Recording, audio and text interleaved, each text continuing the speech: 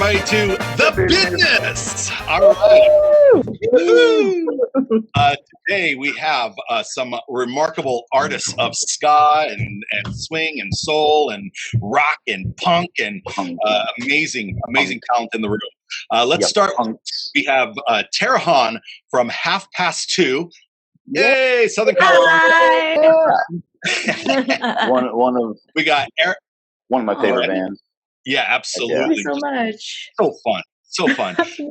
And we've got Erin Wallace from the Sentiments. Yay! And the Sportin' Lifers out of Portland. And we have Greta Cornett from 12 Cents for Marvin out of Colorado. Yay! Colorado. And then we were aiming for a girls or women of ska episode, and then Johnny was like, I know I can't do the show because my work schedule, but I could do it. And I was like, okay, well, we'll just we'll have you're gonna have to put on a dress.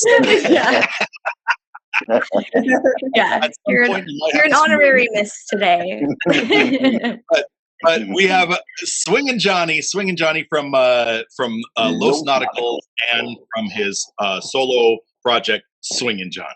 All right, welcome to the show. My name is Curtis. I play with the band Monkey, and so does my returning champion co-host Brian, waving from Hawaii.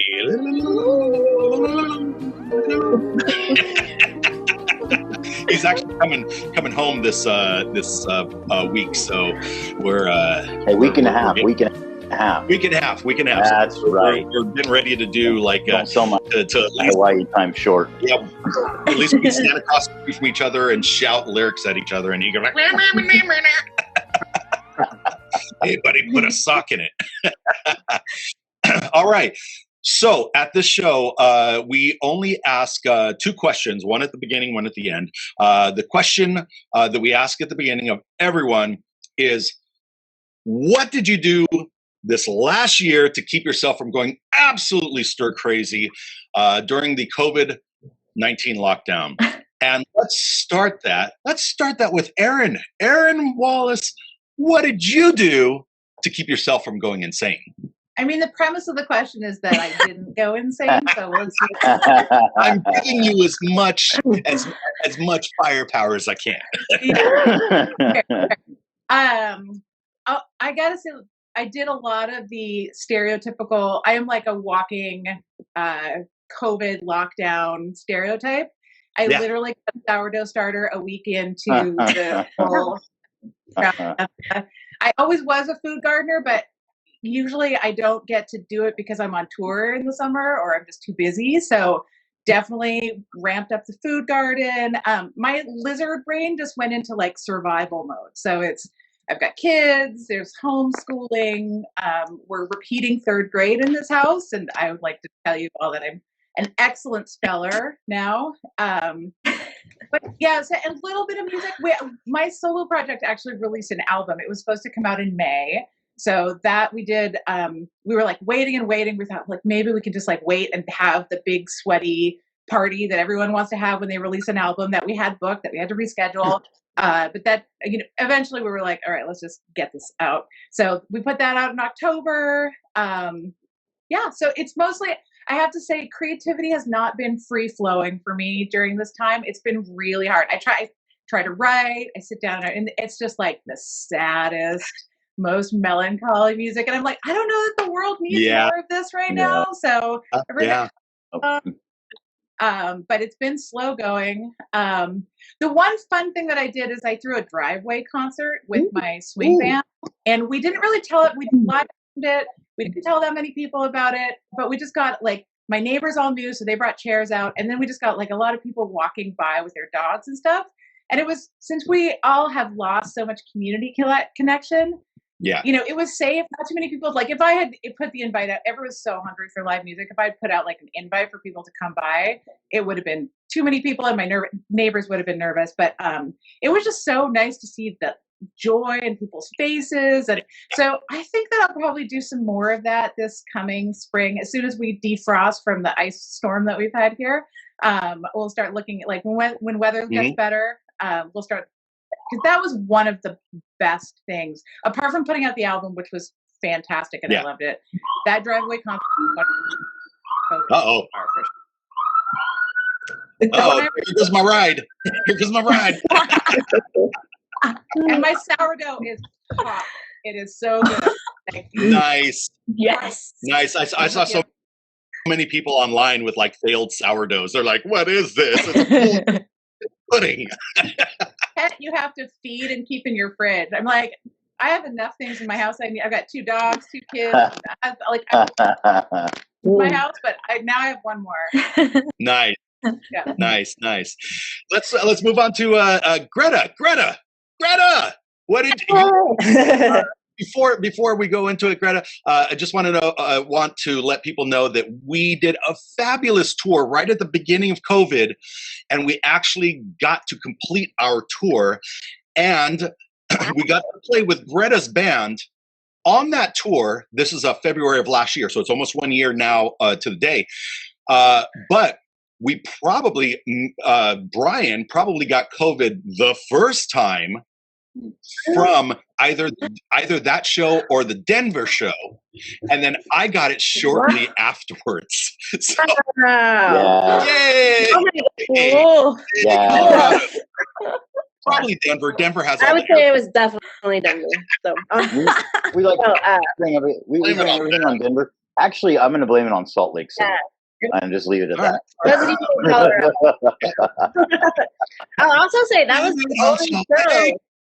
It was the only show I got to play in 2020 because it was like it was in February, so like we came out of like holiday break and everything, and then we had plans for the whole year, and then that was it for us. So I was glad I got to share the stage with you all for that. So thank you. That was rad. I think that was 2020 memories. I think that was the first time that we played together since the Reggae on the Tudor. I know. When we first played, it was like over a decade. Yeah. I was thinking about it. We have lots of fun memories together, and just having it all in Fort Collins is always fun. So. Yeah, it's a great town. But how was Fort Collins for you during the lockdown? What did you do to stay sane? You know, that first bit of the lockdown, I don't know how it happened in the rest of the country, but in Colorado, like, it seemed like it happened in the mid of March. Like, I work at a venue, so we had a show on the Wednesday, I believe it was March 11th, and that was our last show, but we didn't realize it at the time. So it took a little bit of like getting used to that, I guess, because I was thinking, okay, we're going to postpone this weekend, and I don't think any of us had any idea what was about to happen to the music industry in particular. So like, we're like, oh, we'll just reschedule this for the summer and it'll be fine. We'll reschedule this for the fall and it'll be fine. But, you know, I think as we started getting into it, we realized, oh gosh, this is going to last a lot longer than a couple months, or, you know, even, I mean, here we are almost a year later. So that was kind of crazy. And just readjusting to that, I feel like it was a lot of, at the very beginning, like so much urgency, because we did have so many shows on the calendar to reschedule and just things like that. And then in Colorado, at least, or in Fort Collins, we did these things. It was the 8 o'clock howls. I'm sure everybody did something in every city kind of similar, but at 8 o'clock every night, everyone would just go outside and howl. Yeah. And so it was kind of fun and eerie in a weird way to feel together with people. And I kind of extended that. I'm a trumpet player. So I would take my trumpet out and just play songs at night. Oh, perfect. I'll make everybody howl. But it was really fun. Like, I heard lots of like neighbors that I had no idea played music. I don't even know where they were coming from, but it was just kind of an eerie, nice feeling to hear other sounds. There was a trombone player somewhere by, banjo player. I was like, this is really fun for what it's worth. Call me, ska band, call me. In my neighborhood. So that's kind of some of the stuff we did. And then I don't know if y'all know, but I do a nonprofit here that's all dedicated to musicians. It's the Fort Collins Musicians Association. And so we typically have a festival in April, and we had tons of funding and grant money and ticket sales, and we were trying to figure out what to do so that we didn't have to give all the money back and sponsorships, because we use it to pay musicians. And like, what do we do with all this money and how do we keep it going? So we turned our music festival into a summer concert series at the drive-in because Fort Collins is lucky enough that we have a real drive-in movie theater here in town. And so we started that in May, and we kept it going through October, which we didn't have any plans to do it that way, or we had no idea what we were getting into. But it was really cool to see that. And so I spent a lot of time and energy on that. And that's kind of what we did here in Fort Collins this last year. It's nice. It sounds like you guys were thriving. We're thriving during a lockdown. Sort of. Yeah. We did our best, right? As thriving as one can. And speaking of thriving, Mr. Thrive himself, Swingin' Johnny. Johnny did a bunch of street side concerts. The Los Nauticals did, where they would play music and invite people out on the street, and they were on the sidewalk, and then people were dancing in the street, and then Johnny tapped his screen. There he goes. Johnny, what did you do besides those awesome street concerts to stay sane? You know, the first, I guess, couple of months, it was like an eerie, like cool feeling. But me being like a fitness addict, I decided to go pick up equipment that I didn't have because the gyms were closed. So in my head, I was like, you know, I got to inspire people to work out because right now, like, they're taking away something that we need to survive. And like Erin was saying earlier, like, you go into like this, like, reptilian brain mode to where it's just like fire. You don't know what's going to happen. The country can invade, like you get food, like, you know, you got to start getting more healthy. I can't just be drinking fucking, you know, I love drinking, but you know, you do that, you work out, you get healthy, you find arts and crafts, you create songs, you know, you train in boxing. I was training in boxing with one of my buddies from the UFC. You know, you go out and get some fresh air. It's really, it was no different how my regular life was besides, you know, having to see you guys play live music. So I would just sit there and chill and prepare for the future, what the future has to come, you know what I mean? And now we're here and we're in 2021, and I guess there's festivals that are about to pop up, you know, and life, the way life works is really beautiful because hard work pays off. So now better things are happening since I sat home, you know what I mean? And focused on what I could develop as a craftsman and, you know, so forth and so on. You know, that's how life is. It's just like a freaking, like a mirror effect. You put in what you get out, you know? Yeah, yeah, absolutely. Absolutely. I think everybody in this room can feel that for sure. For sure. Hey, Tara. Yeah. You became a massive content creator for the ska community. I saw videos of you everywhere. I saw videos for 2:30, and then I saw videos for, I think you were the MPCs and a bunch of other like online collaborations. No, that wasn't you? Yeah, that was me. I'm just like listening to you list all this stuff, and I'm like, yeah, like you're right. I mean, that's maddening in and of itself. But speaking of content, I'm putting a link in for a video they just dropped yesterday. Yeah. Yeah. What did you do to stay sane in all that content? Well, it was so funny because at the beginning of 2020, we had like our band's pretty big. We're a ska band, so there's 9 of us, and everybody had like their own things. But we sort of actually sat down and said, "What do we want to do this year? You know, where do we see ourselves going? What do we want to be? You know?" And we told each other, you know, number one, we're just gonna say yes to things. Mm-hmm. Things come up, we're gonna say yes. We're gonna say yes more, like whatever it is. So that is, I think, like the reason that you probably have seen me in like so many videos or like projects and stuff. It was just because I never said no. I was like, why would I? I got all the time in the world now, you know. But Also, I have, I guess, like a different circumstance because my daughter has like a serious disability. And so, like, COVID is terrifying to us. Like, you know, that's like a cold or the flu is like the thing that the doctors tell you or like could be the thing to be like catastrophic, you know? So, COVID, like, whew, we've been inside. We have like not really gone anywhere or done anything, seen anybody. Like, we're just weird, I guess. Did you or bubble wrap whatever? your child? Just bubble wrap? No, practically. I mean, she has not. My son and her have not like been around a cousin, another kid since March 16th, I think, or March 15th or something. Yeah. So because we've been like home, I was like, what do I do? Like, I'm a very busy person.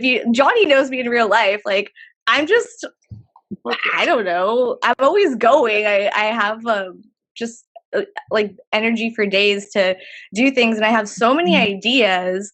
So being like shut in just made me want to do stuff, you know, and create stuff like all you guys are saying. But it was like a challenge because it was like, can you do it? But like, not leave your house and or barely ever see anybody. So we've been making all this music and stuff, but I haven't, like, there's 9 of us and I haven't seen like anybody. It's so strange. So for as much music that we're like turning out, being in a band is not what it used to be. It's not as fun because we're friends. We know we want to be together. Like, that's how we write music. We don't write music where I'm like, here's something, I sent it to you, and then okay, here's an idea, I'm sending it back. Like, that's just so.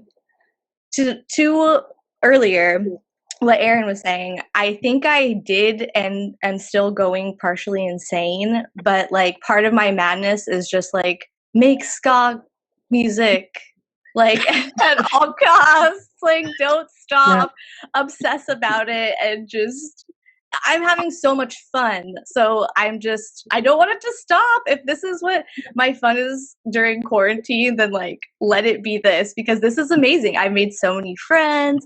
I've met so many cool people. The world just seems huge. We were so focused on Orange County, and it's like there's ska everywhere, like every nook and cranny.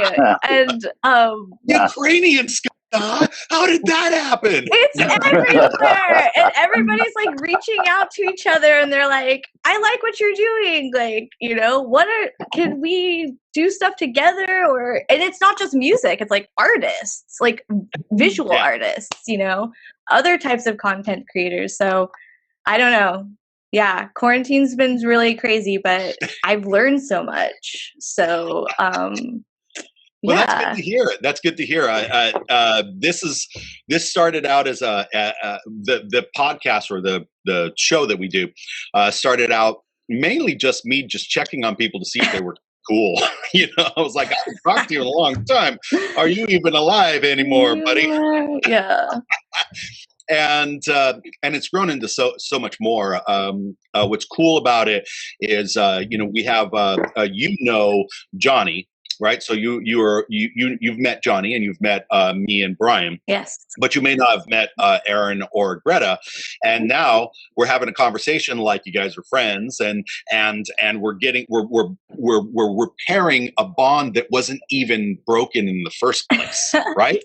And so now, and now it feels kind of like we're all in one spot, and we're all thinking the same thing, and we're all over the world. I mean, we got Colorado, we got Seattle, we got Southern California, we got the Bay Area. This is amazing. This time can be very very challenging to people, but it can also be very if someone gives you a box and you can work within that box, really creative things can come out of it. And this is kind of what I get from your description of the last year. Yeah, just go for it. Put this together, and I was watching yesterday's episode as I was trying to like mentally prepare myself to in the hot seat, and I was like, this is replacing that hanging out backstage with touring bands that we Yeah. don't get to do. Oh yeah. Those accidental relationships are the ones that I'm missing the most, I think. Like people that you see at shows, but you might be Facebook friends with them, but just people like running into people is one of the biggest sort of gaps in my life right now. One of my last social, so we opened for the Toasters, and another friend of mine so I toured with Ernest Ranglin a few times. Ooh. So Ernest, very nice. Yeah, so if we talk about the gifts that ska has brought me in my life, that would be like top one. No. Yeah. Yeah. So Ernie's front of house guy was with another band down the road. So like we all sort of met between the two venues, and I've like got my Toasters friends and I've got my like Ernie friends. I'm like, this is why I do this. And then now these goddamn Facebook memories are popping up, and like all the live music that I went to in February and March last year. And that was one of the memories that popped up. It was like, I love it when my out of town friends roll through town on tour because I get to see all these people. And so I really appreciate this because I've seen other friends on this show, and now I have new friends. And and I do love to see the way people are stepping up to fill that creative void.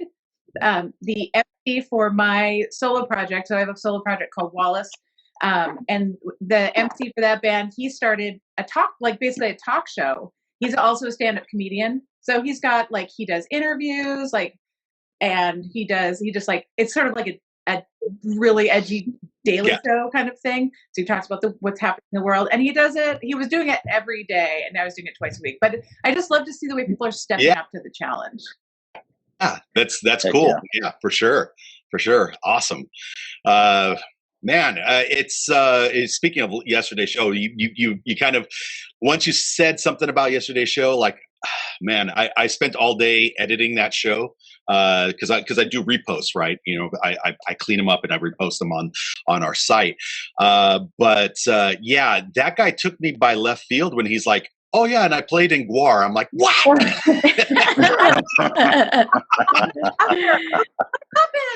Yeah, right. There's certain things you want people to lead with. Yeah. I get halfway through an episode to be like, oh, and by the way, I was one of the original. Nonchalantly, like, yeah, I'm the original guitar player for Guar. Like, get the fuck out of here with that. Yeah, that was a wild one. But today is the one that I live for. I live for today. Live in the moment. Hey, Brian, what's in the feed? What do we got there? We got Jesse Stuckey saying that a show that I believe Erin was talking about was a super legit show at the Nectar. That was really all of my stuff. We got some people saying hey from different places, and hey, Francesca, who is our friend from Salisbury, United Kingdom, stays up late and watches the show and likes to chime in. And she used to play trumpet when she was in elementary school and stuff, and then stopped for 25 years. And in the last year and a half or so has picked it back up. And I've been enjoying watching her actually move forward as a horn player and giving her little pointers, being like, no, you try this, try that, try using your breath like this, do whatever, We got Gary You give horn lessons? Not really. That's what this should be right now. His horn I'll lessons. go get my trumpet right now. Brian's horn lessons are like this. You want a drink? Man, I'm thirsty. I need a Mai Tai. We got people in Tijuana saying what up. We got Gary Skammen from Down Under. We met him yesterday saying what up. The whole world's in you. We got John Roy from Unsteady in the feed saying, I was really looking forward to doing shows with 2:30 when we both opened for Selector at Glass House in 2019. Kind of sad that he's kind of sad about that, but cheering all from my cave. And did we not play that show? I don't remember. I don't know. Maybe he meant 2020. Maybe were you guys supposed to play at the Selector in 2020? No, but we've played with them them like 3 times in the past, so that's why I was like, No, I think when could it what have he's saying, he says, I was really looking forward to doing shows with 2:30 when we both opened for the Selector at the Glass House. So He was looking guys forward to both did that continuing show. those. Yeah.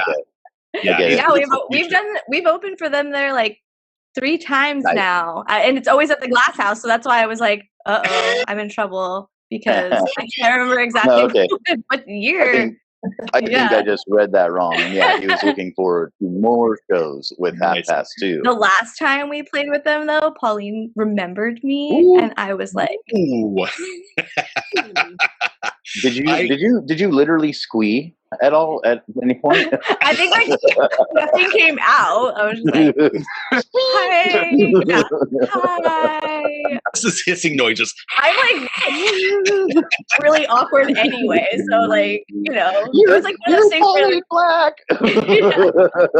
Exactly. It was probably something that I was like, cool.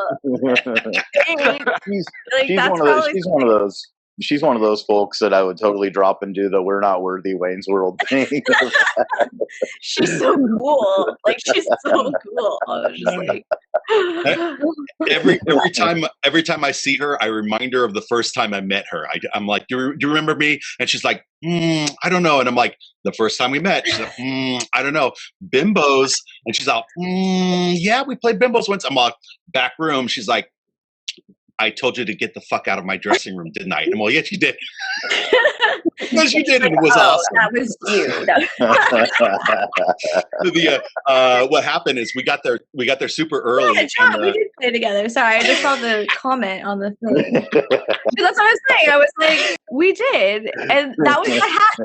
We had a hat rack. Okay, so my band is like weird, and we're like ska punky, and we're weird. And one of my bandmates has like a hat rack with like hats on it. And like he just changes them all the time. Yeah, but John's band like thought it was part of the venue because who needs why would there be a hat rack on stage? So we were like panicking. We're like, where's our hat rack? Like, oh, we don't have the hat rack. What are we gonna do? It's because Unsteady had like all of their jackets like hanging on it. We could see like because they dress so nice. Like they dress nice. Oh, yeah, they're to the nines. They're all so they had all their stuff. We were just like, we're the dorky ones, like the openers running around going like, has anyone seen a hat rack? Like, it was embarrassing. But yes, I do. Already have a beer to load in. You got to add a hat rack to the. Oh, well, let's define it. Let's define it because it's not exactly hats that he wears. So Cameron likes to change his hat every song.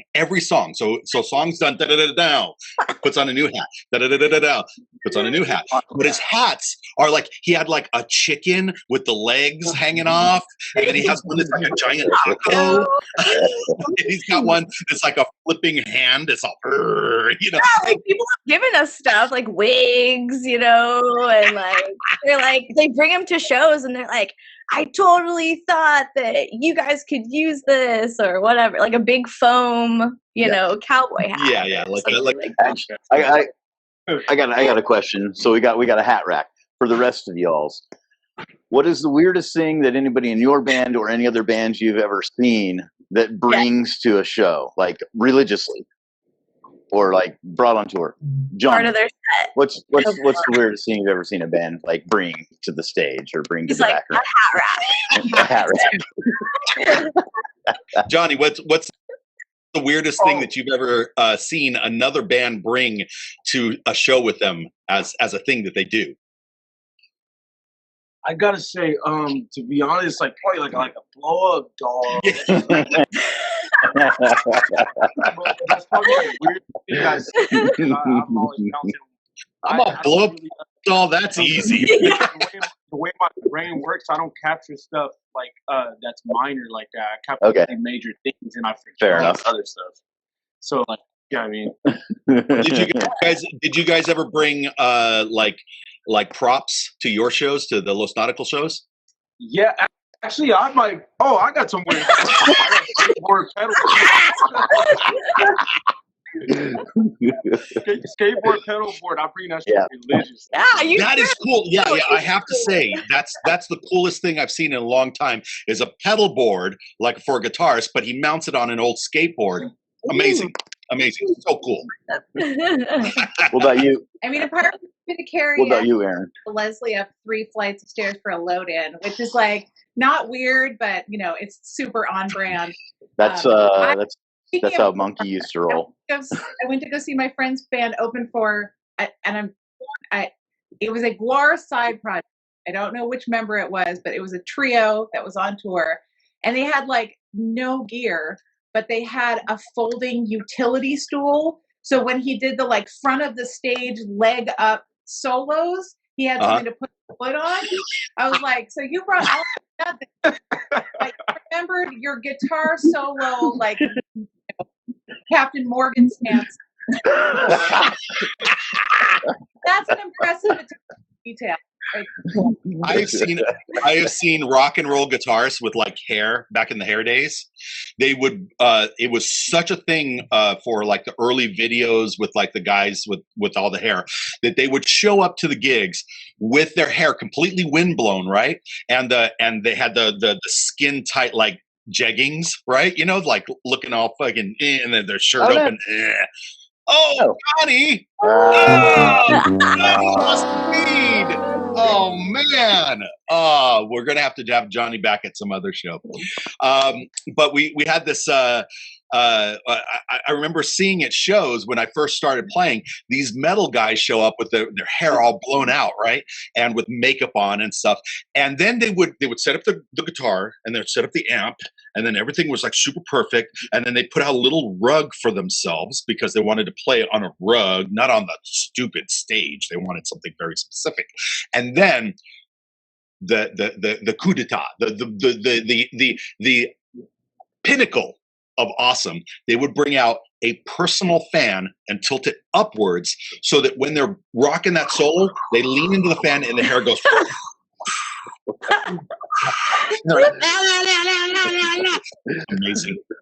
Amazing.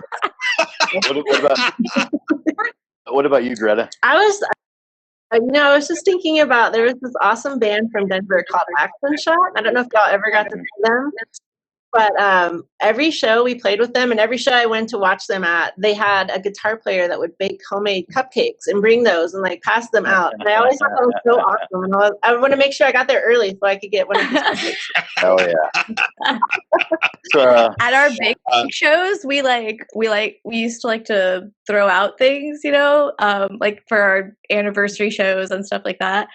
But the last time was for like our 10-year anniversary of like our album, and we went a little overboard with like inflatables, and we bought, the first thing was this like giant Death Star. Wow! And it was at the House of Blues in like in Anaheim, but in like the medium sized room, and we threw it out, and like bartenders, you should have seen everyone's eyes. Like people were like, it was like we were like in Indiana Jones, like huge ball, and people were afraid of it. They were like backing away. We were like, okay, there's a limit on how big I think you could like have these weird things. Like we have bags that we throw like dedicated bags that I sewed. We bring to shows that for like inflatables and like weird things to throw out, whatever they may be, whatever we're feeling is like the theme, you know. So I think nice. Yeah. Nice. I think for me I was gonna say though, I was like snooping on everyone before I got on, and I'm not sure if it was Greta, but like your outfits are awesome. Was that you with like your like those shoes, everything? I was like, yes, I'm living for this, because that's like another thing that I like so miss about going to shows is like I loved the dressing up part like so much. So I just had to say that too. I will say this about 12 Cents from Marvin, like Greta always looks great. Like everybody else in the band always looks great. But the bass player for 12 Cents from Marvin is this this is the first time that we ever saw like them as a band. It was this Reggae on the Pooter show, which is a river just kind of like east of like Fort Collins and everything. And like, so this woman is already like 6 foot tall, right? And she's wearing this like tight, like kind of short, like ska checkered dress, and just like totally made, and the hair's made up, and the makeup's made up, and she is wearing these like 5 or 6 inch heel, like platform raised, like ska boot shoes, and she's sitting there just laying it the fuck down on bass, just shit, and like doing this like high step run the entire show, and everybody in the crowd is just like jaw on the floor, is like, what the fuck am I watching right now? And it's like, this is the best band I've ever seen. I love that. Hill is like super amazing, period. But I will say we played with Fishbone once, and she shaved chuckers into the side of her head, and it was just like, I was like, wow, Hill, that is amazing. Share a stage with Angelo. Yeah. That's the time to do it. Like, right. Nice, 100. Yeah. It's with her, it's funny because you, as a bass players are always complaining like, I'm back here by the drums, no one can even see me, man, why am I even here? And your bass player is like, I got no problem. I got no problem. Yeah. I shred like a boss, and everybody looking at me. Awesome, man. And I remember the first time I met you, Greta, at Reggae on the Pooter. I remember that you showed up with the most like rock and roll sunglasses. They were just big, like brown disco 70s sunglasses. Oh. Man, she's got him. You walked up to me and you're like, "Oh, you were the touring band? Okay, cool. So we're gonna da da da da da." And I was like, I was mesmerized. Small glasses. I don't know if anybody else is like, well, I always can't decide if it's because I'm a C-section baby or what, but I have a really big head. Like, my head is like incredibly large. And so if you try to get like normal glasses or normal sunglasses, it's like they're too tiny. Like my eyes pop over them, and so anyway, I always have really large sunglasses. Speaking of gas station sunglasses, is like one of my favorite tour pastimes. Gas stations in the middle of nowhere have the best sunglasses. Untouched. And, they're like covered in dust. Oh yeah, no one buys them. Yeah, they've been there since 1983 for sure. So true. So good. My favorite sunglasses I got at like the zoo or something like that. Wow, I got those. I know, right? They don't have like anything weird on them. Actually, it was just like I needed some sunglasses, but like I remember, just being like, "What? I'm at the zoo. Like these are the sunglasses of my dreams. Like this is strange." I started getting gas station sunglasses when I lost like 2 pairs of Ray-Bans in a row in like a 2-month span. So like, nope, I'm not spending anything more than $5. I got these things, and then you could go, wow. They're silly. I'm gonna tell you all, speaking of the Pooter, like, so I know we were talking about it a little bit earlier. I don't know if anyone else knows, but we have like the big river here in Fort Collins is called the Pooter. And so there is a outdoor amphitheater, and it's one of my favorite places to play. Like a lot of people come to Colorado to play Red Rocks, and they're like, it's so beautiful. But then it's kind of a hidden gem. It's like you're playing, the stage is over the river, and there's no cell service or anything up there. So it's just wonderful and magical to play at the at Mishawaka is what it's called. Yeah. Anyway, everybody puts every kind of festival they possibly can up the pooter. So there's like jam it up the pooter. We actually had like instead of reggae up the pooter, we did skanking up the pooter, and we were like, oh man, I wish Monkey were here to play skanking up the pooter with us. But, Hey, call us. We'll fly out. We'll play skanking on the pooter.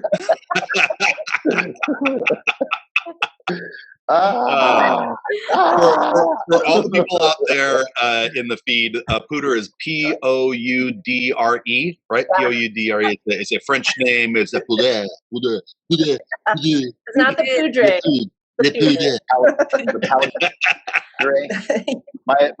My favorite story from the show we played with you guys at Reggae on the Pooter had nothing to do with the show at all. We were like sitting over kind of like stage right where all those trees are in that little area over there, and we're all kind of sitting in a little circle, and we're passing a pipe around and smoking some weed, and somebody handed a pipe to like this girl next to me, and she dropped it, and like, you know, everything came out of there, and she's like, oh crap, and it's kind of dusky, and they've got like low lights and everything, and she kind of like scoops it back up. She kind of scoops it back up into the pipe, and I'm like sitting there watching, and I was like, I don't think you want to hit that, and she's like, what? And she just goes, and she hands it to me, and I look in the pipe, and there's a fucking cricket in the bowl. Why did you ever write a song called "Smoking Crickets"? I'm just like, nope. Okay. She's all, oh my god, that's why it tasted sour. Like, yeah. You better just do that day. You just got to say yes, like Tara was saying. You say yes. Yes, say yes. I mean, now Like, he's trying to do essence, and you haven't. So, That might have been the goal of the cricket. It might have been like, I want to live only to die in the bowl for a rock show.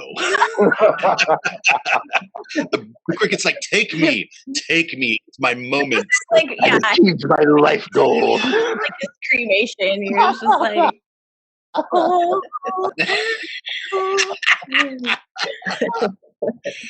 Oh man, so many good stories on the road. So many good stories on the road. Hey, Erin, we played with you guys at the what's the Twilight Cafe? No. Yeah. The Twilight, and then there was another one, the little underground one with a low roof. Oh my god, I forgot about that show. Yeah, that. Oh god, that was Bar venue. I think that bar was like a venue just that night for that show. Yeah. Because that was. I mean, there wasn't a stage. I had never been there before, and I those bars in Portland, so I was like, this can't be right. Both those shows were really fun. Were they both with Franks and Deans? I don't think that the Deans were at the first show at that little underground bar. But I do remember that. Well, maybe they were. I don't know. No, they were at that one. But I remember that place was like really unassuming, really claustrophobic because it was really low roofs. There was no stage because they couldn't fit a stage. Like you'd have to bend over if you were playing. Yeah.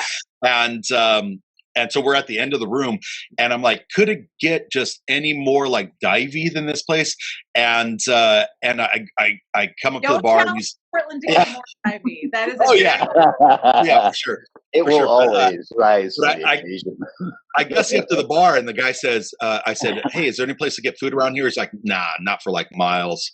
And I was like, okay, cool. And he's like, we make sandwiches and stuff. And I'm like, Yeah, no, I wouldn't. Maybe I would probably. They made a Reuben that was gobsmacking. It was so good. And I was like, take it.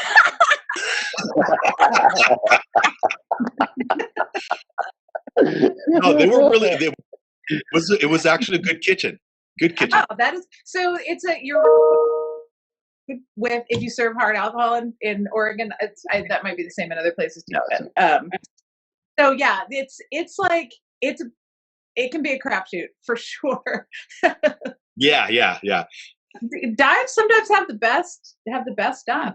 I forget what the name of it is. There's a pretty divey bar that does just the only food they do is fried chicken.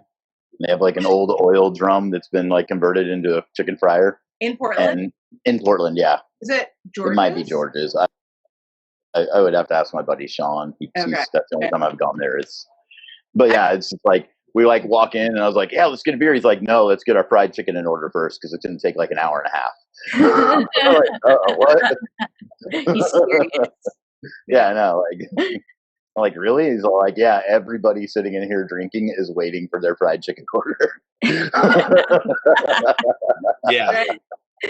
It's funny how you can find those places on the road that all they do is one thing, but they do it so well that people just lined up and you're just waiting for hours. You're like, God, everyone's talking about this place, but I'm about ready to leave this place, man. I've been here forever. My knees are hurting from standing so long, and I'm just tired and miserable. And then they come and they stick this thing in your mouth, and you're just like, oh, whoa! You get back in line. I want to cry.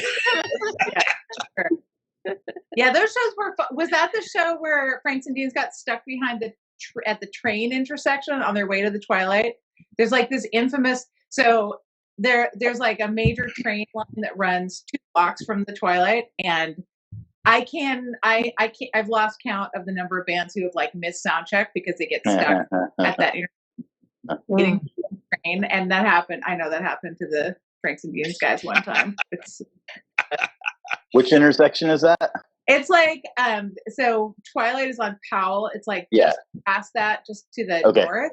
And me once I was like, I got my makeup all done. I'm going to this time I wasn't playing. I was going to my friend's show, and I sat at that intersection for like 45 minutes. I'm like, I have the perfect cat eye. Like my lipstick is. I was like so angry. I'd spent all this time doing makeup and getting all fancy, and I was like, I made it. Damn you, slow-moving trains. Through the middle of the city. Like, yeah. Well, that wasn't any part of the city when they put the trains in. How dare you exist, train? That was always my least. So I'm from up in the like Portland area originally, and still have a lot of family up there. And I would take the Amtrak up to go visit once in a while, and that was always just the absolute god awful worst part of the entire trek, which was never a fun trek to begin with. It's like a 20-hour train ride from the Bay to Portland, and like you're getting put on sidetracks the whole way up because the freight lines would own all the rails in the Northwest. Yeah. But that like last like hour and a half when you're coming into the greater Portland area and they slow down to like 8 miles an hour and they're just like, and you're like, I hate you guys so much right now. I just want off this fucking train. 14 of which are just like the last 10 miles. Right. when you look out the window and there's some asshole on a fucking unicycle playing the bagpipes and shooting flames, and he's going faster than the train. To the city of Portland, actually, everybody who enters Portland gets the Unipiper escort. Yeah, have you guys heard about the Unipiper? Erin, describe the Unipiper. Well, I mean, if I knew what he actually looked like, I could. But so he's usually wearing like a Darth Vader mask and a kilt, and he plays the bagpipes and he rides a unicycle, hence the Unipiper moniker. Yes. Sometimes it's shooting if you're lucky. Sometimes there'll be a seasonal mask situation. Maybe it's Santa Darth Vader, or Easter Bunny. But yeah, he's a I mean, I gotta think that guy quit his day job at this point. He's on like every Keep Portland Weird ad. Like he's working hard. He's got his hustle going. Yeah. That's awesome. Hey, Erin, my buddy just got back to me. That place with the fried chicken was Reel 'Em In. Oh yeah. Oh, it's so sad because they stopped serving. That was gonna be my guess. George's is in my neighborhood, so I'm partial to George's. But Fair enough. yeah, the Reelmen, they're like closed for COVID, and it was like it was front page news. Everyone's very sad, but they might reopen. I need my fried chicken.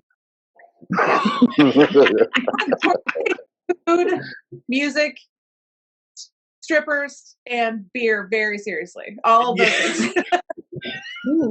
Yeah, it shocked me when so one of our ex sort of band members, he toured with us a couple times, was Jimmy Boom from the Phenomenauts, right?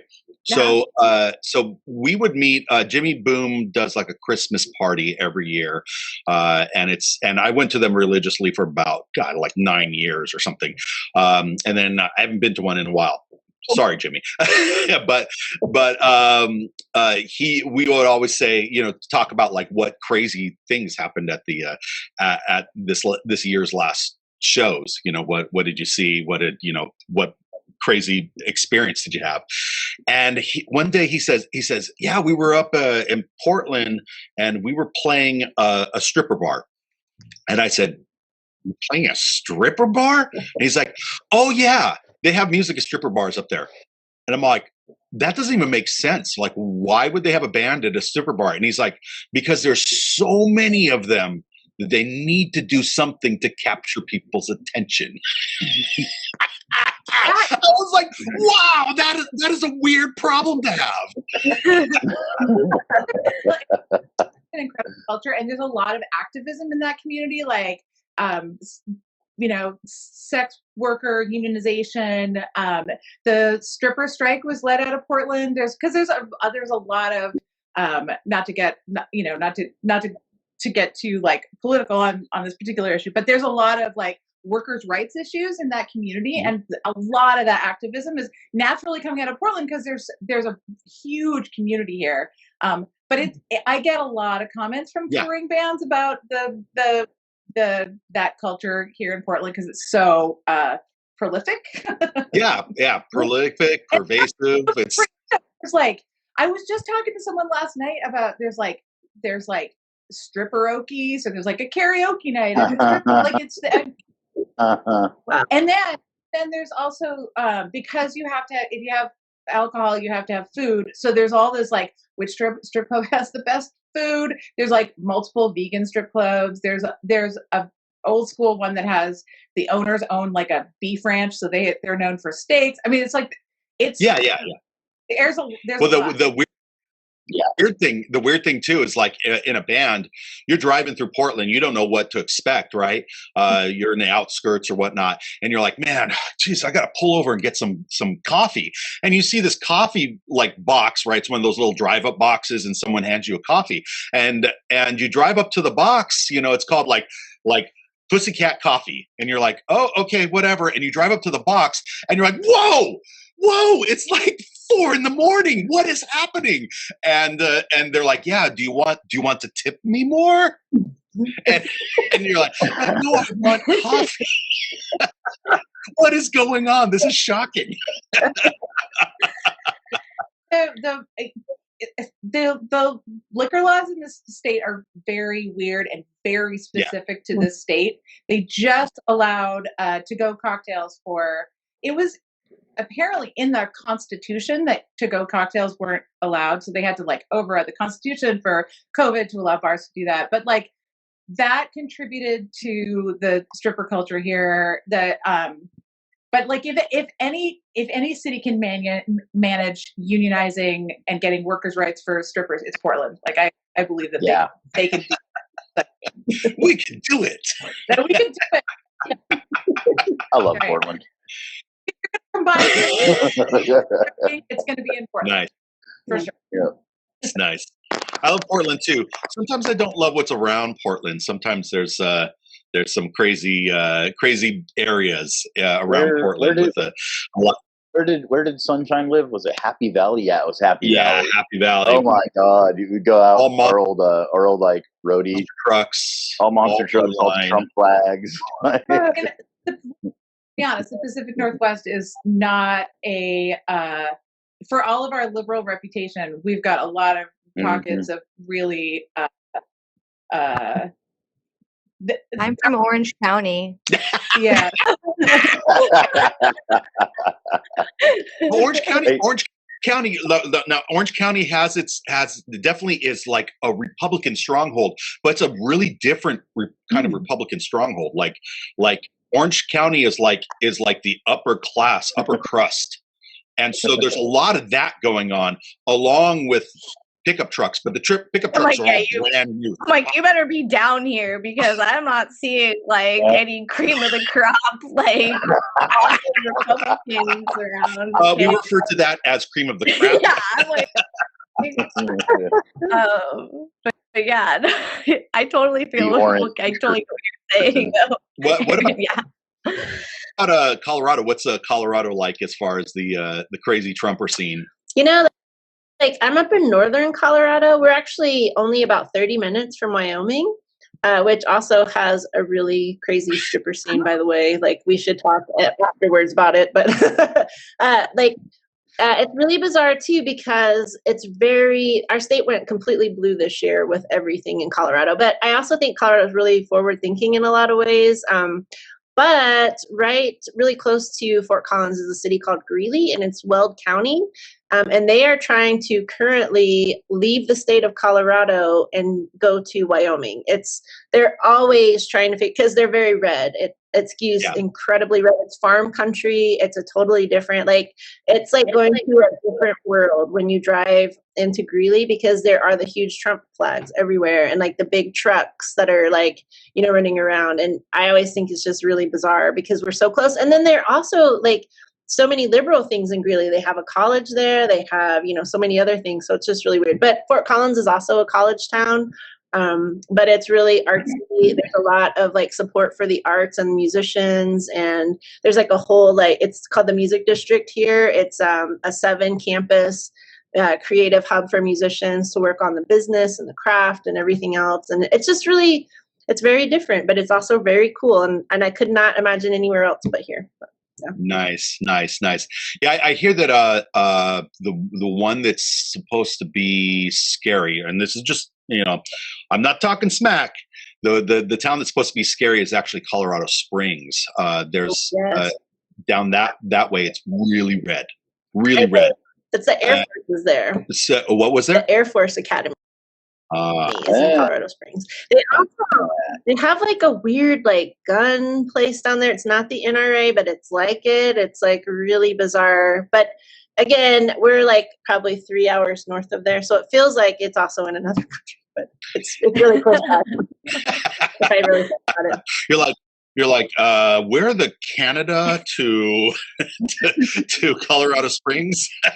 We're way up here. The Colorado Springs has some really cool liberal spots too. They've got a great music scene down there, and they also have really cool stuff. I don't know about everywhere else, but when the height of quarantine happened, there are all these memes at least passing through here because you weren't supposed to leave your house or you get a ticket, but you could go get weed. That was something you could do here, and so it was legal. So if you get pulled over by the cops, just tell them you're going to buy weed. And I don't know.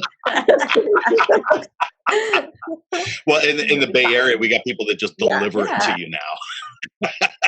Mr. There's a weed app. It's all I need weed now. No, literally.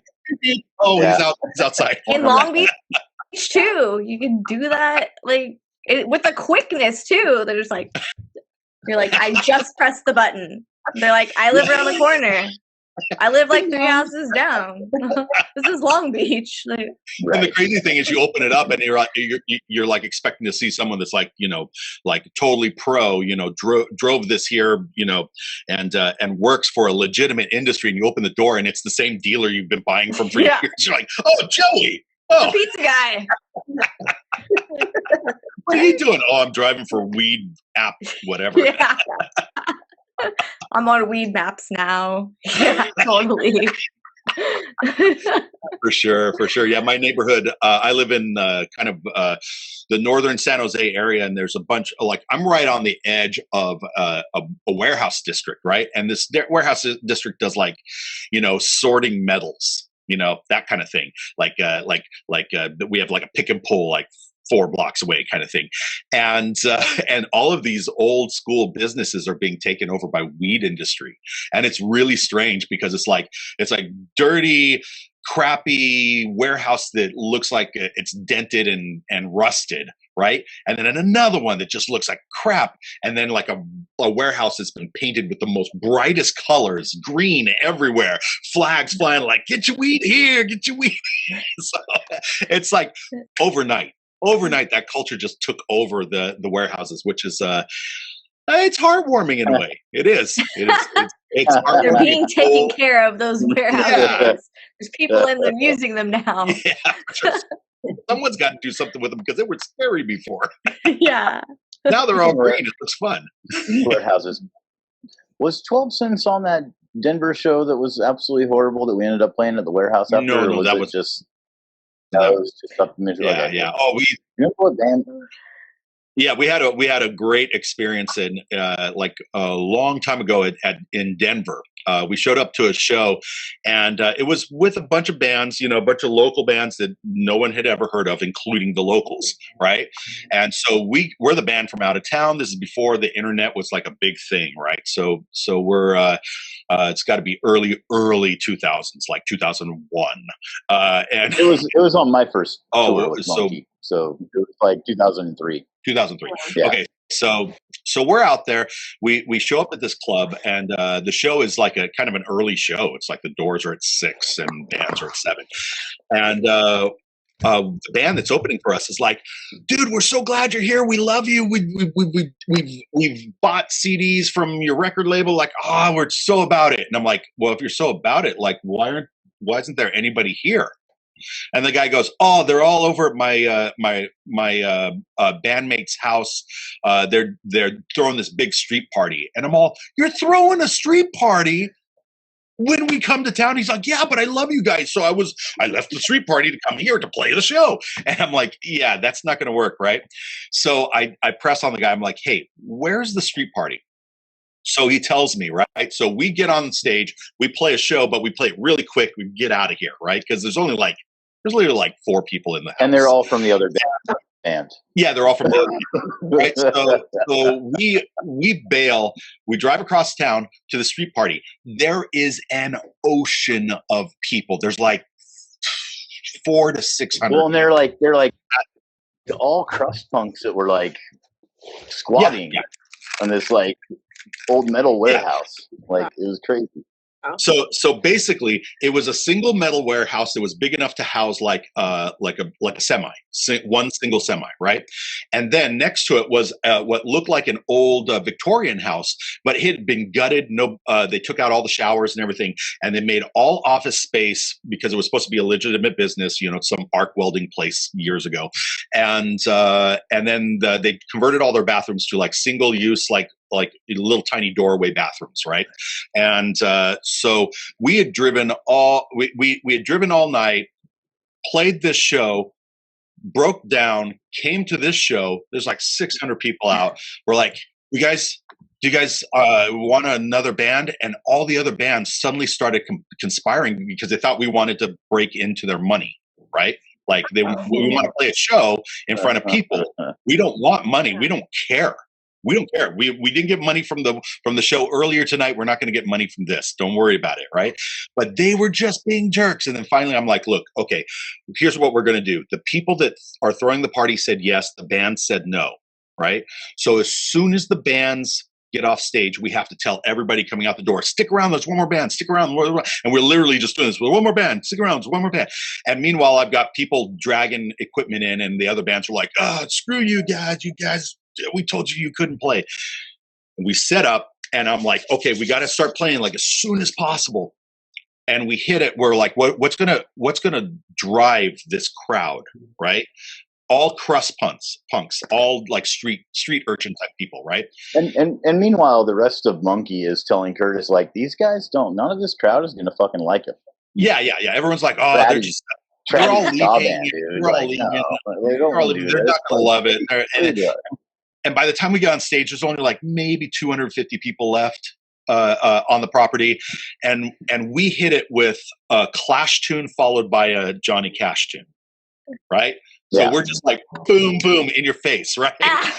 And like first note, ba-da, ba-bam, ba-ba-da, ba. The door swings open. There's nobody in front of us, right? There's just an empty garage. The door swings open, and this is what we literally see. Like the crowd is just coming in like, holy shit, because they just had their ears blasted off by a bunch of crust punks that may or may not be legitimate musicians, right? And we're road dogs. We're like, bam, on time, on tune, right? And we just nail it. By about the fourth or fifth song, I am just in a full sweat, and the ceiling is raining. It's raining. People are dancing so hard. And I'm like, and I'm singing, and I start getting like the spots, right? Like I'm not getting enough oxygen to the brain, right? Wow. And I'm literally leaning on the microphone because I'm like, okay, now I know I'm still upright, right? So I'm like, and I'm playing and I'm singing, and then I look back and all my guys are just patchy and pink. And Brian, his shirt's open and his hair is just glued to his head, and I'm like, "You all right?" And he's all,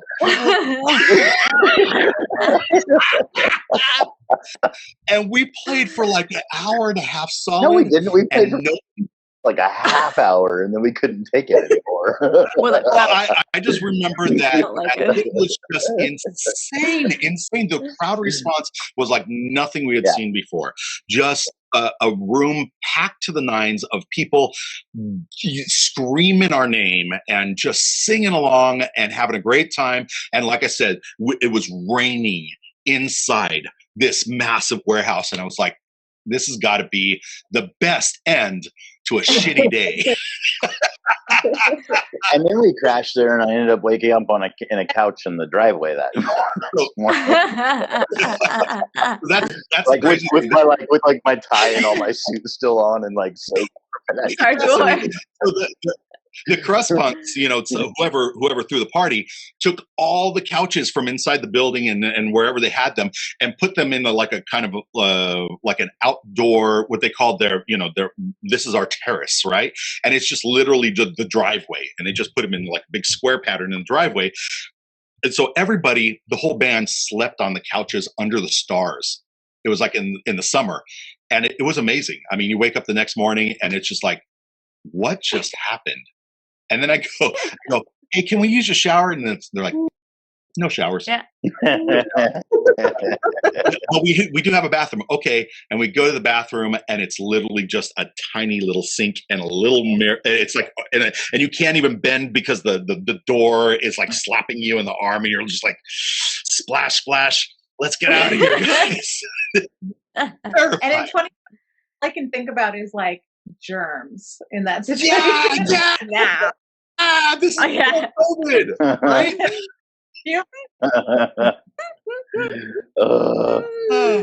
Just raining. It's all good. Yeah. You're here. Look at you're fine. That's right. Right. What's funny is that Brian had COVID 2 times. I had COVID once, and we wonder why we made it through, because we're kind of big dudes, right? So like big dudes that eat a little too much, drink a little too much, party a little too much, maybe smoking, maybe whatever. They're not doing well. They're not doing well in the fight for their lives. But both of us have pulled through, and it's because on the road, we have gotten every version of COVID, every version of COVID coming up to COVID. So we had the bird flu, the pigs, the swine flu, the N1H1, whatever, like, just like if they had a frog flu, we would have had it, I hugged you guys. Yes, you did. We were all sweaty after playing. Like, what the heck? And you should thank me for the antibodies. That'll be 29. Or the swine flu, apparently. That'll be 29.95. Yeah. I feel tricked. Awesome. That's fine. Well, hey guys, we're at the we're at the hour. At the hour doesn't mean that we have to stop. But what I do like to do is get the second question in. The second question is well, it could be a simple question or it could be a very tough question to answer. And that's you've been, like all musicians and creative people, you've been staring at the same four walls and wondering if your life's goal to be someone that creates and is expressive was even worth your time in the first place. So yeah, I'm serious, because I've had conversations with people that were like, well, I contemplated suicide a couple times. And I'm like, yeah, call me before you do that. Yeah. Right. So what I know is that creative people think creatively, not only in these four walls, but in these sessions where we talk and we get to know each other. So do you have, at any time in this year, did you come up with any bizarre, crazy ideas for encouraging people to be more expressive and to create more? To like, hey, if music isn't happening right now, throw some pottery, build a building, start a winery, like whatever. Get into water paints. There's got to be something that we can glean from these few moments that we have together, and build out a vision of how to create a renaissance once the COVID has been lifted. And what I'd like to see is your personal idea of how to get that ball rolling. Let's start with Tara. Oh, Tara. I was like, I think I'll have some time. A renaissance. You can't say that without like making a ska pun out of it, by the way. Every time you said renaissance, I was like, okay, like renaissance. No, there we go. Okay. Now the juices are flowing. Okay, now I'm thinking. I think it's already happening a lot. I mean, our band has been a band for like a little ska punk band for a long time, and when we started, it was like out of really like lully time in ska. We started in like 2006. Yeah. And like that, if you think ska's a dirty word now, like really no one wanted anything to do with us around here back then. But that's what I'm saying. Like in the last year, especially like last 2 years, I just see like new bands popping up. So the only thing that I know how to do that what we did before COVID here, like locally, Orange County, like Southern California mostly, was like promote shows. We would just like promote everyone's shows. We're like, oh, there's a show. And people would tell me all the time, oh, I didn't even know that show was happening till you guys threw it up on your Instagram or something. So I just kept doing it. Well, shows like completely went away. But like people were inspired. They were writing all kinds of music, a lot of ska music, a lot of ska bands popped up, a lot of ska that like maybe even a year ago, people in ska groups and stuff would like the opposite side would be louder and they would say, that's not ska. You can't make that ska music. Stop it. But now like the younger, like newer ska people are like, no, this is ska. Like, and we like it. But it's this new energy where you're just like, people are like excited about ska music again. And it makes me excited to go out and play shows for these people that are like, ska, like we like Half Past Two. Like, you like Half Past Two? Sweet. Like we've never aspired to go out anywhere else like you guys, because we're like, who cares? Like, who cares? Like, honestly. But now people are like, no, come here. And other bands are like, hey, like, let's do stuff together. And it's going to be great playing shows together after this is over. And so, you know, I think everyone's just inspiring each other. So I think the way that we do it is just by letting even the smaller bands know that, like, we see you. Like, yes. We don't want you to go away. Like, we don't want to lose a single ska band. No. I don't care if somebody tells you your band sucks so bad and it's the worst ska band they'd ever heard. Like, don't go away. Like, there's a room for everybody. And that's what I want to, like, you know, I think that's where our little ska boom will happen, is just letting us see where it goes. Like, let's not just tell everybody that ska music is only one thing. Like, it's stupid.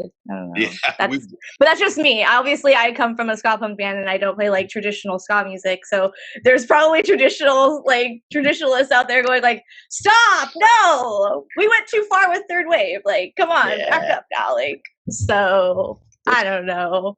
Just being more accepting. Yeah, for sure. That's kind of what I do like about what this like fourth wave, if you want to call it, if you want to just get into the wave talk. That's what I like about it, is like that it seems that more of all of the history of ska is being widely accepted. So like the ska punk is totally cool, and the two-tone, and everybody's like, oh wait, the trad too. I like the trad, and like all these younger people are like, I like learning about this whole like 50 years of the history of music.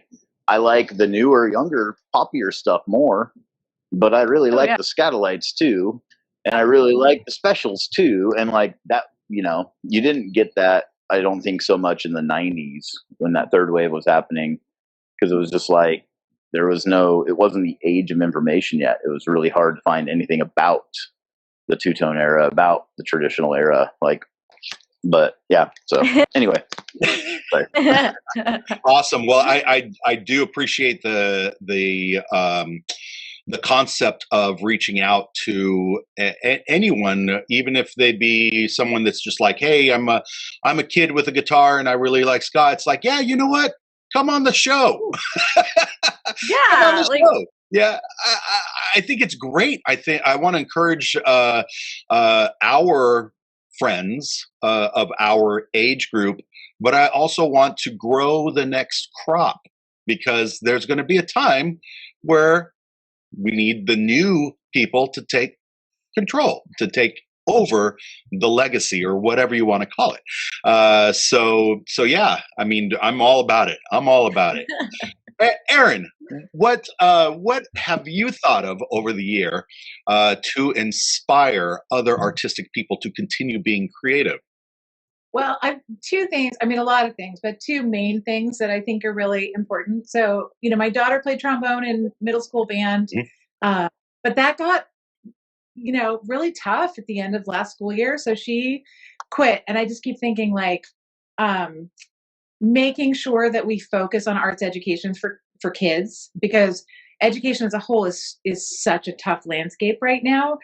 Making sure, I just feel like there's going to be this gap. I mean, we all know as members of the ska band, like our whole horn section came out of middle school and high school band, right? Marching band, like that discipline, that learning experience is so important in people's musical education. So I hope that we can get back to a place where that is happening for our kids again, because without that, we're like, it's going to be really hard to get back to a generation of kids who are creating.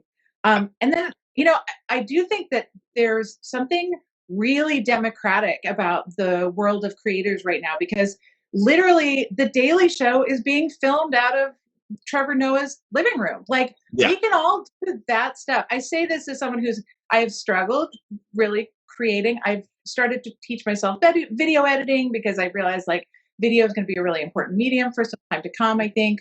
But I hope that we can get rid of some of the corporate gatekeepers in the music world, that we can elevate all kinds of voices that are continually underrepresented in music. Women, people of color, young artists who don't have a voice for themselves yet. I really hope that this democratization of music continues long into the future, because all of a sudden we have more of a level playing field. But if big money continues to sort of have a predominant hand, that's going to go away. So I hope that we can just like keep that momentum going for a long time to come. Absolutely.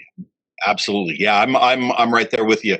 It's been a long time that people have been trying to make the next big cash cow, and that cash cow has been smaller and smaller and smaller, and now it's like a little cow trinket. It's like, oh, we can make a farm out of this. No, you can't. Profitable for artists, because it's not the way it is now. It's artists need to be a genuine profession again. And I do feel like there's an opportunity for that now because we've leveled the playing field. Absolutely. Right on. Greta, Yeah. what do you think you can do as an artist to encourage other artists to be expressive and to proliferate and flourish in this environment and beyond, and get that ball and the juices rolling for so many of your friends or people in the scene? Any ideas? Like, I feel like this is like the big question a lot of people have been thinking about the last year. And I really appreciate the things both of you said, because I feel like it's going to take all of us together, working together, supporting each other.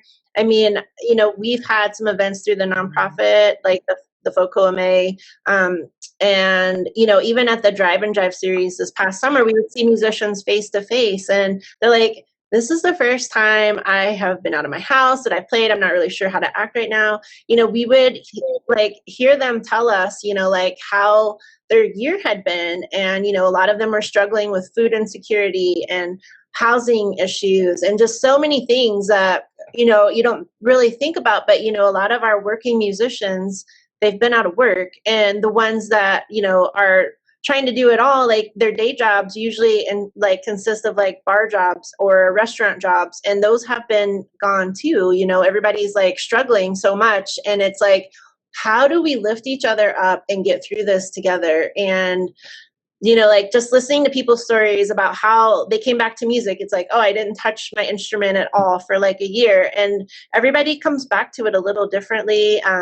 But you're right, there's a lot of great music being creative, and a lot of creatives, they don't know what else to do except create. So they're finding new ways, like, video, yes, like band lab, like, home recording studios, like so many things that people are picking up, so many awesome collaborations happening, like virtually, like people you would never play music with, you're getting an opportunity to play music with them. You're being inspired, like being on this call with you all today, like you are badass. Like everything you're doing is amazing. I am just honored to be in your company and be in the same like hemisphere with you. I can't wait to be real life friends whenever we get a chance to come to our islands, and I'm coming to visit you in Portland and Southern California. And Yes.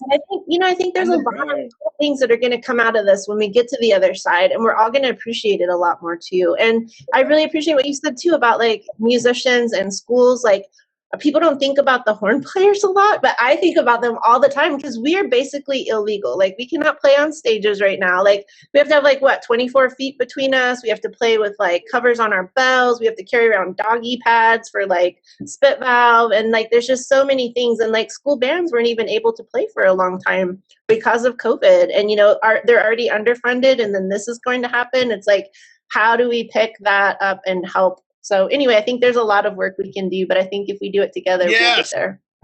Yeah, singers and players. Together. Awesome. Well, hey, it's been great talking with you guys. Lots of good ideas. Love it. Had time of my life today. Great show. And the time of my life. All right, we had Tara Hahn from 2:30, Erin Wallace from The Sentiments, Greta Cornett from 12 Cents for Marvin, and Swingin Johnny. But he might even show up in the feed. Who knows? Afterwards. Thank you so much for being part of the show. This is The Bidness.